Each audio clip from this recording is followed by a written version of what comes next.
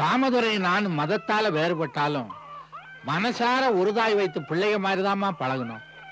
அந்த குடும்பத்துக்கு ஏதாவது பிரச்சனைன்னு ஏற்பட்டா அதை தீர்த்து வைக்க வேண்டியது என் கடமைதாம்மா. ரொம்ப நன்றி. என்ன ராஜதுரையை வளர்த்து பெரியவனாக்க வேண்டியது உங்களுடைய பொறுப்பு. குழந்தையோட நீ இங்க இருந்துருமா, உங்களுக்கு எந்த குறையும் வராம நான் பாத்துக்கிறேன். இல்லன்னு நான் இங்க இருந்தா என் குழந்தை உயிருக்கு ஆபத்து. என்ன தடுக்காதீங்க. நான் ஒரு நாள் நிச்சயமா திரும்பி வருவேன்.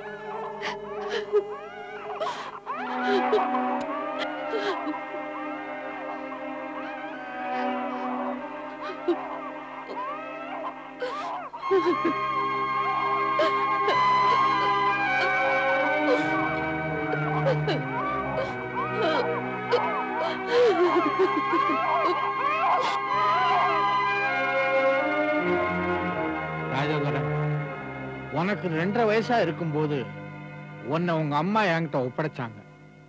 சொந்த ஊர்ல இருந்தா யாராவது பாத்துருவாங்களோன்னு உன்னை கூட்டிக்கிட்டு ஊரா சுத்தின. உனக்கு 12 வயசு ஆனதுக்கு அப்புறம்தான் இந்த ஊருக்கே நான் வந்தேன். உங்க குடும்பத்துக்கு ரொம்ப வேண்டியவனான என்ன பல வருஷங்களுக்கு அப்புறம் பார்த்த பொன்னழகி நாச்சியாரு இந்த பையன் யாருன்னு என்ன கேட்டாங்க. இந்த பையன் என்னோட வளர்ப்பு மகன்னு சொன்னேன். ராஜா, உன்னை நேர்மையானவனாவும் நியாயமானவனாவும் எதுக்காக வளர்த்தேன் தெரியுமா? இந்த ஊர்ல எங்க தப்பு நடந்தாலும் நீ தட்டி கேட்கணும். அதனாலதான் அன்னைக்கு பஞ்சாயத்துல நாச்சியார் தப்பா தீர்ப்பு சொன்னப்போ உன்னை தட்டி கேட்க சொன்னேன். பொன்னழகி நாச்சியார் தான் மகன் சின்னத்துறைக்கு பரிவட்டம் கட்ட ஏற்பாடு பண்றப்போ உங்க அம்மாவை நான் தான் வரவழைச்சு அதை தடுத்து நிறுத்தி அந்த உரிமை உனக்குத்தான்னு சொல்ல சொன்னேன். எப்படியோப்பா, உங்க அம்மாவுக்கு கொடுத்த வாக்க நான் காப்பாத்திட்டேன். நீங்க செஞ்ச உதவிக்கு நாங்க எத்தனை பிறவி எடுத்தாலும் திரும்ப கைமாறு செய்ய முடியாது. பார்வதி, அப்படியெல்லாம் பேசி உன் குடும்பத்திலிருந்து என்ன பிரிச்சிடாதம்மா. ராஜா, உங்க அம்மா மேல இருக்கிற பழியெல்லாம் தீரணும். உனக்கு கிடைக்க வேண்டிய உரிமையெல்லாம் கிடைக்கணும்.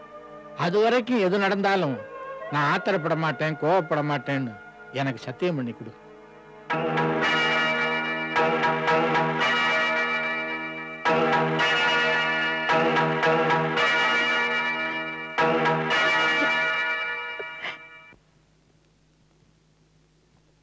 என்ன இப்படி உட்கார்ந்திருக்கீங்க? உட்கார வச்சுட்டாளடா. என் பொண்டாட்டிய மறக்கவும் முடியல, அவளை நினைக்கவும் முடியல. ஒரே கவலையா இருக்குடா. அண்ணே, உங்க கவலையை மறக்க ஒரு அருமையான ஐடியா சொல்றேன், வாங்க. சொத்துக்கு போட்டி கிடையாது, பதவிக்கு போட்டி கிடையாதுன்னு அம்மா அடிக்கடி சொன்னது எல்லாம் பொய்ய போச்சு பங்காளி. ராஜதுரையும் அவங்க அம்மாவும் செத்து போயிட்டாங்கன்னா அப்பவே உங்க அம்மா சரியா பாத்துருக்கணும்ல, இல்லைன்னா இந்த ஊருக்குள்ள வந்து நிக்க மாட்டாங்களா? ஆனா இதுக்கெல்லாம் முக்கிய காரணம் அந்த கேரக்டர் ராவுத்தன் தான். அவனுக்கு எவ்வளவு தைரியம் இருந்தா இந்த ஊர்ல இருந்துகிட்டே எனக்கு எதிராக ஒரு எதிரி உருவாக்கி இருப்பான். முதல்ல அந்த ராவுத்தர் கலவனை தீர்த்துக்கட்டும் பங்காளி. சின்னதுரை, என்னடா இதெல்லாம்? இதுவரைக்கும் அவனுக்கு இல்லாத இருந்த கெட்ட பழக்கத்தை எல்லாம் கத்து கொடுக்கறியா நீ? சும்மா ஏமா கத்துற? நான் குடிக்கிறது காரணமே நீதான். நானா? ஆமா, இருக்கிற சொத்துக்கெல்லாம் நீதாண்டா வாரிசுன்னு சொன்ன, அதுக்கு ஒருத்த வந்து சேர்ந்துட்டான். சுத்துப்பட்டி கிராமத்துக்கு நீதான் அம்பலக்காரன்னு சொன்ன, அதுக்கு அவன் வந்துட்டான். இப்படி எதுவுமே எனக்கு கிடைக்காத போது குடிக்காம வேற என்ன செய்யறான்? டேய், யாரு வந்து என்ன பண்ணினாலும் நான் இருக்கிற வரைக்கும் உனக்கு கிடைக்க வேண்டியதை மத்தவங்க அனுபவிக்கிறதுக்கு நான் விட மாட்டேன். உங்க அம்மா செஞ்ச ஒரே உருப்படியான காரியம் என்னையும் எங்க அப்பனையும் பிரிச்சதுதான். கதிர்வேலு, சும்மா கத்தாதா. நான் சொன்னது என்ன தப்பு இருக்கு? உங்க சுயநலத்துக்காக எங்களை பழி வாங்கிட்டீங்க. எங்க அப்பாட்ட என்ன சொல்லி சத்தியம் பண்ணீங்க? என்ன பெத்த புள்ள மாதிரி பாத்துக்கிறேன்னு சொன்னீங்க. ஆனா இப்ப ஒரு வேலைக்காரன் மாதிரி வச்சுக்கிட்டு இருக்கீங்க. அந்த ஆள் ஒரு மடையன், அடிக்கிறது கொள்ளன்னு தெரிஞ்சு அதில் பங்கு கேட்காம போயிட்டா பாருங்க. சரி, அதை விடுங்க. அந்த ஆள் போனானே, அவன் உயிரோட இருக்கானா இல்ல செத்து போனானான்னு என்னைக்காவது தெரிஞ்சுக்க முயற்சி பண்ணீங்களா? பங்காளி, இதையெல்லாம் போய் அதுகிட்ட பேசிட்டு இருக்கீங்களே. இனிமே என்ன செய்வோங்கிறத நம்ம முடிவெடுப்போம். சின்னதுரை, நீ நல்லா இருக்கணும் தானடா நான் இவ்வளவு செஞ்சேன். இப்ப என்னையே தூக்கி எறிகிற இல்ல? உபயோகப்படாத எதையும் ஒதுக்கி வச்சிடணும். மரம் தராத கடவுளும் வாழ்க்கை தராத தாயும் கல்லுக்கு சமம். அதை ஒதுக்கி வைக்கிறது ஒண்ணு தப்பே இல்ல. பங்காளி, வாங்க இந்த ராவுத்தர் என்ன செய்வோம்னு யோசிப்போம். வர்ற திருவிழாவில் ராவுத்தரை ஒரு வழி பண்ணிடுவோம். வணக்கங்க. வாங்க வாங்க. தோப்பு குத்தக பாக்கி 2000 ரூபாய் பணம், அதை கொடுத்துட்டு போலான்னு வந்தேன். தம்பி கிட்ட கொடுங்க. இந்தாங்க கிட்ட கொடுங்க. இந்தாங்க தம்பி கிட்ட கொடுங்க. இந்தாங்க கிட்ட கொடுங்க. இந்தாங்க தம்பி கிட்ட கொடுங்க. அடடடடடடடா. என்ன ஒற்றுமை, என்ன ஒற்றுமை. நானும் சின்ன வயசுல இருந்து பாக்குறேன். இந்த மாதிரி ஒற்றுமையான அண்ணன் தம்பிய பார்த்ததே இல்ல. உங்களுக்குள்ள ஒரு சின்ன சண்டை கூட வந்தது இல்லையே. அந்த ராமர் லட்சுமணன் ஒற்றுமை கூட உங்ககிட்ட தோத்து போயிரும் போல் இருக்கே. இந்தாங்க பணத்தை நான் இங்க வச்சிடறேன். யார் வேணாலும் எடுத்துங்க. டேய் எடுத்துக்கடா. நீங்க எடுத்துங்க. எடுத்துக்கடா. பெரியவங்க நீங்க எடுத்து வைங்க. இவ்வளவு ஒத்துமை அண்ணன் தம்பியா இருக்க கூடாதே.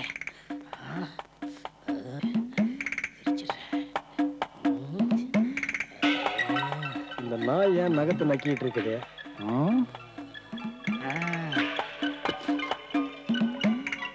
எடுத்துக்கடா. எடுத்துக்கடா. அண்ணா வணக்கம் அண்ணா. வாங்க. பதினி சாப்பிடுறீங்களா? குடு. ஆஹா பாசமலர் மாதிரி என்ன ஒத்துமை. இந்தாங்க. என்ன 2 கிளாஸ்ல கொடுத்து எங்களை பிரிக்க பாக்குறியா? 2 இருக்குல்ல. ஒரு கிளாஸ்ல கொடு. நாங்க ஆளுக்கு பாதி சாப்பிடுவோம். இந்தாங்க.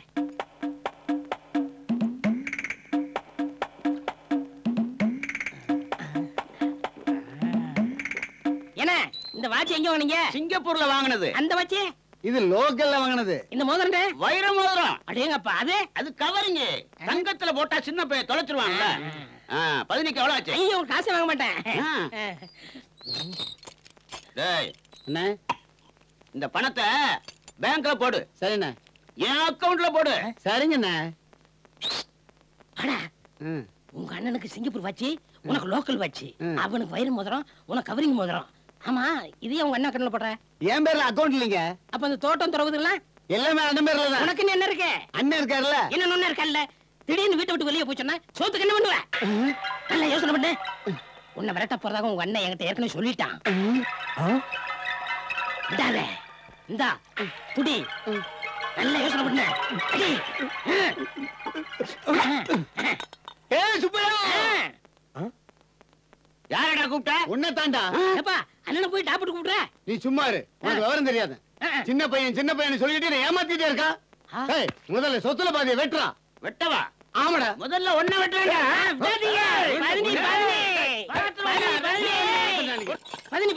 இந்த நாரதா வந்த வேலை முடிந்து விட்டதா? முடிஞ்சிருச்சுண்ணே. இல்லை, இனிமேல் தான் ஆரம்பம்.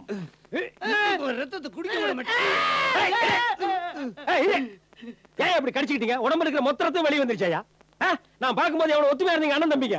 இந்த பரதேசி நாய் பாய்ச்சி கட்டி இப்படி அடிச்சுக்கிட்டீங்களே. இனிமே ஒத்துமையா இருங்க. முடியாது. சொத்தை பிரிச்சே தான் ஆகணும். பஞ்சாயத்தை கூட்டுவோம்டா. நாட்டுல போலீஸ் ஸ்டேஷன் இருக்கு, ஹைகோர்ட் இருக்கு, சுப்ரீம் கோர்ட் இருக்கு, மிலிட்டரி இருக்கு, மிஷின் கன் இருக்கு. இதுல எல்லாம் தீராத பிரச்சனை பஞ்சாயத்தில் தீர்ந்துருமாடா.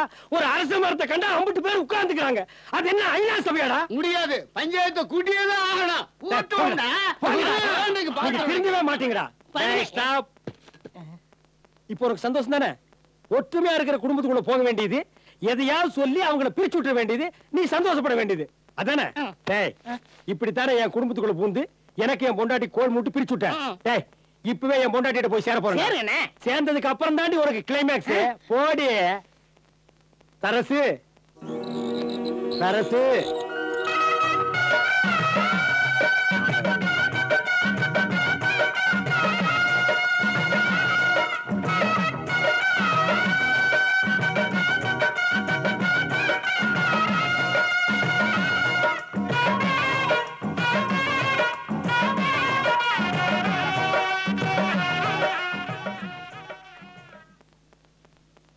நாம ஒண்ணு சேர்ந்தா கோயிலுக்கு வரதா வேண்டியிருந்தேன். இன்னைக்கு நம்ம ஊர் திருவிழா. வாங்க போய் சாமி கும்பிட்டுட்டு வருவோம்.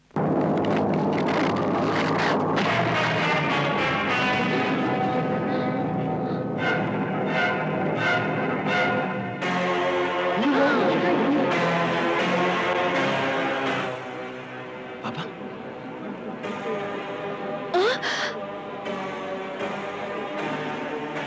பாப்பா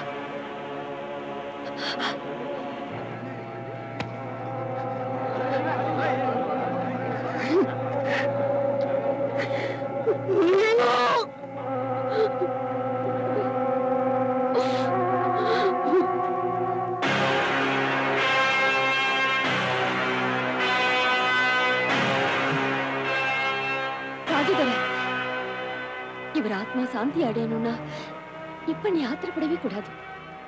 அம்மா வாப்பாவை கொண்டுட்டாங்கம்மா. இரு, உனக்கு உண்மையிலேயே அவர் மேல அன்பு மரியாதையும் இருந்தா அவர் கண்ட கனவை நிறைவேற்றி வை. அவசரப்பட்டு நீ ஏதாவது செஞ்சுட்டேன்னா இத்தனை வருஷம் அவர் உனக்காகப்பட்ட கஷ்டங்கள்லாம் வீணாயிடும். ராஜதுர, உன் அப்பா சாகர வரைக்கும் ஒரே லட்சியத்தோட தான் இருந்தாரு. அவருடைய லட்சியம் உன் முரட்டுத்தனத்தால வீணா போறதா இருந்தா சத்தியமா நானும் உயிரோட இருக்க மாட்டேன். நான் செத்ததுக்கு அப்புறம் நீ என்ன வேணாலும் பண்ணிக்க.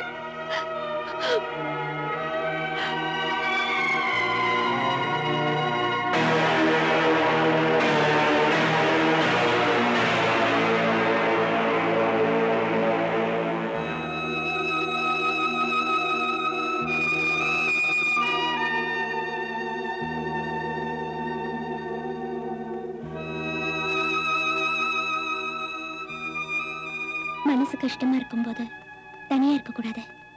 பக்கத்துல யாராவது இருந்தா தான் ஆறுதலா இருக்கும். பாப்பாவை என்னால மறக்க முடியல.